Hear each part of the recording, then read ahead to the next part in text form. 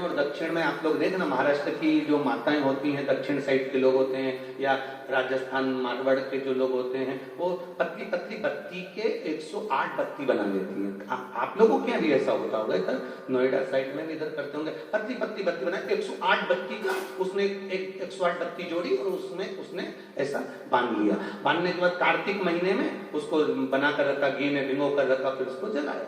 बोलो देखा है कि नहीं देखा? किस किस ने देखा?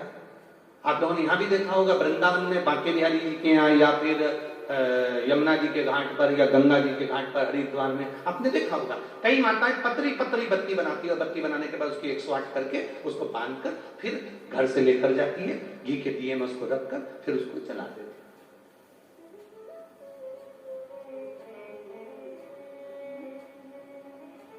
कभी विचार करा आपने कि उसने ये 108 बत्ती जलाने का नियम कहां से लिया, किस जगह से प्राप्त करा,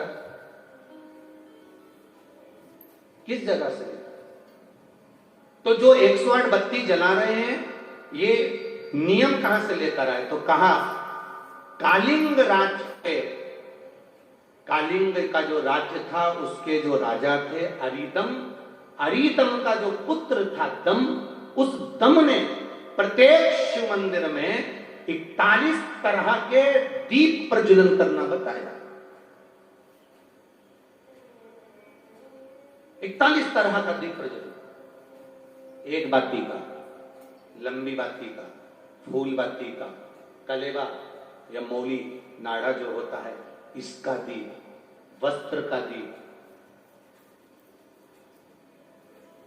लकड़ी का दीप, ये 41 दीपों की महत्वता बताई है दम ने।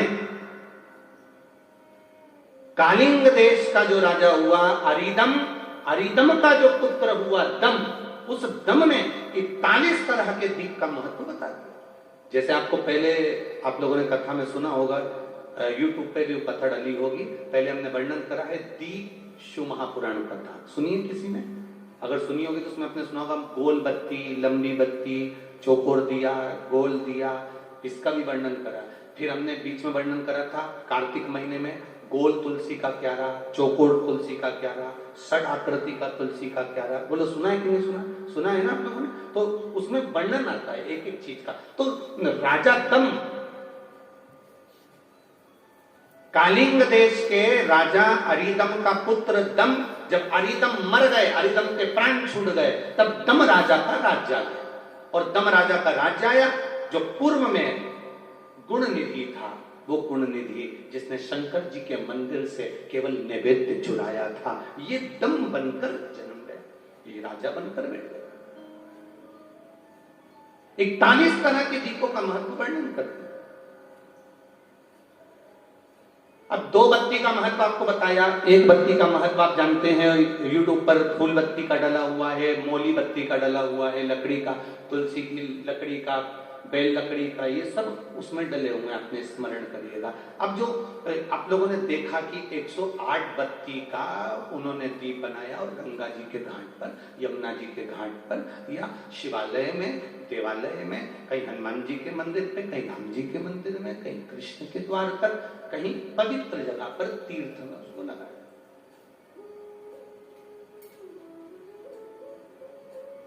तो दम की कथा कर रही है। कालिंग राज के राजा दम ने ये 108 बत्ती का दीप क्यों बनाया? आखिर इसको जरूरत क्या पड़ गई?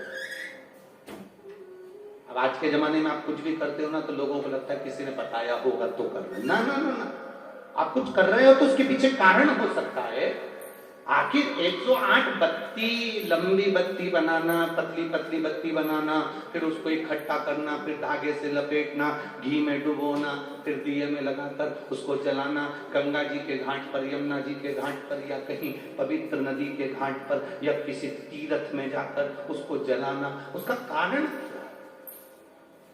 ये साधारण मंदिरों में उसको नहीं जलाते, वो तीर्थ में, पवित्र मंदिर में, कोई पुण्यवान बहुत प्राचीन वहां उसको चला। उसका कारण क्या है? तो कहा दम नाम के राजा का संवाद कहता है, कालिंग राज के उस नगर में जब चारों तरफ हाहाकार मच गया और दूसरे राज्यों ने आक्रमण करना प्रारंभ कर दिया। दूसरे राज्य जब आक्रमण कर रहा,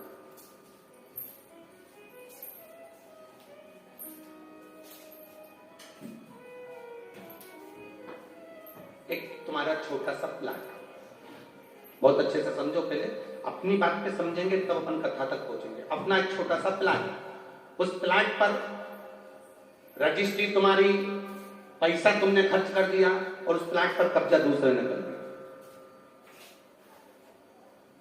एक छोटी सी जगह, और छोटी सी जगह तुमने चलाते चलाते चलाते चलाते 8 साल हो गए, 10 साल हो गए, 10 साल में तुमने उसको जमा लिया। जमाते जमाते जमाते जमाते अब दूसरे को लगने लगा कि ये जगह मुझे मिलना चाहिए क्योंकि इस पे व्यापार अच्छा हो रहा है, इसमें कमाई अच्छी हो रही है, क्या करना चाहिए, ये जगह मेरी होना चाहिए। इधर से भी प्रेशर आया, इधर से भी प्रेशर आया, सामने से भी प्रेशर आया, चारों तरफ से जब आक्रमण होने लगता है हर जगह से, दम राजा ने अपने नगरवासियों से कह दिया 108 बाती का दीप जलाओ और महादेव के नाम से महादेव के मंदिर में लगाना प्रारंभ करो। चारों तरफ जब दीप लगना प्रारंभ हो गए, उस दीप की जब गंध गई, जब इतनी सारी बत्ती जलती है तो उसमें से कालोच उड़ती है। करें दर्शन, अरे बोलो जम के, जब बत्ती जलती, इतनी बत्ती जलेगी तो उसकी कालोच उड़ेगी। वो कालोच जब उड़कर चली तो काल अधिपति स्वयं मंदिर से बाहर निकलकर सारी सेना का संहार कर रहा। तब उस 108 बाती की महत्वता को दम राजा से लिया। अब दुनिया के लोग उसको समझें जरा अच्छे से कि 108 बाती लगती कहां है, तो प्रयास करो किसी नदी का तट हो, और बहुत ध्यान देना, पवित्र नदी गंगा, यमुना, सरयू, क्षिप्रा, मंदाकिनी, नर्मदा, जितनी पवित्र नदी होती है, इन नदियों में आप लोग एक बहुत बड़ी गलती करते हो कि दोने में दिया लेते हो और दोने में दिया लेकर उसको रखकर और आप नदी में दिया जलाकर बहा देते हो। शिव महापुराण की कथा इसकी महत्वता नहीं करती। शिव महत्व क्या है? दीपदान का महत्व किसको कहते हैं? दीपदान कैसे करा जाता है? कार्तिक के महीने में, नदी में नहीं, कार्तिक महीने में दीपदान करा जाता है।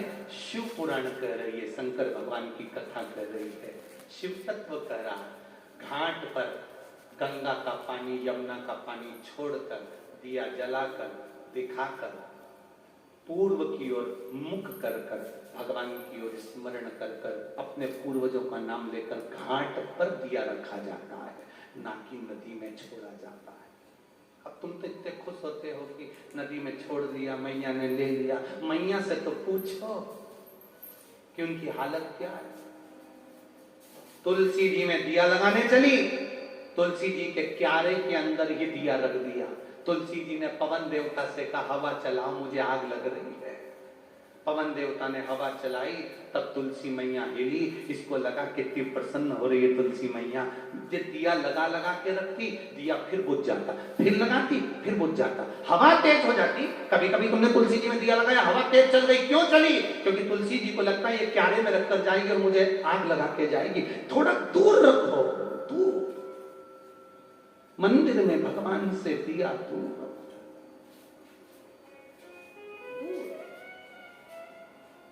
हम उसको समझ नहीं पाते। 108 बाती के दीप की महत्वता दम राजा का चरित्र कह रहा है।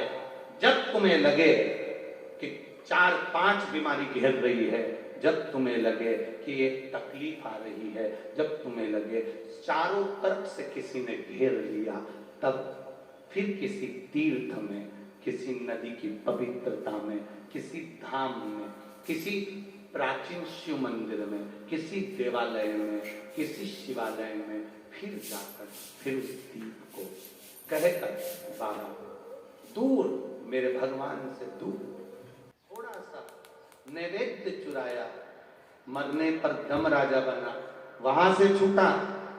पद्मकल्प के अंतर्गत उलस्त बाबा के यहां